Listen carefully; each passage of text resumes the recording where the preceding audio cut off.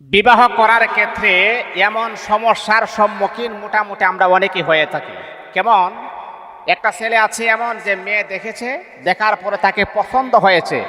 পছন্দ হওয়ার পরে যখন তাদের বিবাহের আলাপ আলোচনা যখন চলতেছে, তদন্ত করার পরে জানা গিয়েছে মেয়েটার আরেকটা ছেলের সাথে হারাম রিলেশন ছিল। এইরকম একটা সমস্যার সম্মুখীন ম্যাক্সিমাম মানুষ আমরা হয়ে থাকি। এক যুবক আমাকে কয়েকদিন আগে প্রশ্ন করেছেন, হজরত আপনার বয়ানগুলো আমি শুনি, আপনাকে আমি ফলো করি, প্রত্যেকটা বয়ান আমার মিস হয় না, আলহামদুলিল্লাহ আমি শুনি।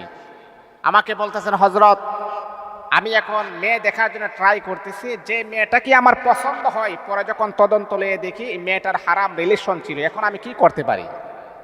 আমি আমার যুবক ভাইটাকে পরামর্শ দিয়েছিলাম, শুনো, আল্লাহ পাক রব্বুল আলামিন মানুষ যখন কোনো অন্যায় করে, মানুষ যখন কোনো ভুল করে, এই ভুল থেকে সে যখন ফিরে আসে, আর আল্লাহ পাক ওই সমস্ত বান্দা বান্দীদেরকে আমার আল্লাহ বড় মোহাব্বত করেন, ভালোবাসেন।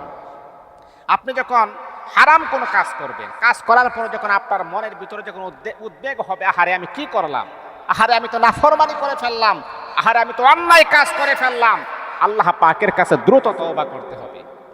আমি আমার যুবক ভাইকে বললাম, শোনো, মেয়েটা যদি হারাম রিলেশন করে থাকে, আপনি আরো তদন্ত লয়ে দেখেন, এই মেয়েটা যদি এখন হারাম রিলেশন না করে, যদি সে ফিরে আসে, আহা আমি আগে যেটা করেছি আমার যৌবনের জ্বালাই বা যৌবনে আমি একটা অন্যায় করে ফিরেছি, এখন আর হারাম রিলেশন আমি করব না, এই মেয়েটা যদি হারাম রিলেশন থেকে যদি বাহির হয়ে আসে, তাহলে আপনি তাকে বিবাহ করতে পারেন। এটা শরীয়ত বৈধ বলে ঘোষণা করেছেন, এটা হারাম নয়, আপনি তাকে বিবাহ করতে পারেন। হ্যাঁ, কারণ সে হারাম রিলেশন এখন করে না, সে ছেড়ে দিয়েছে।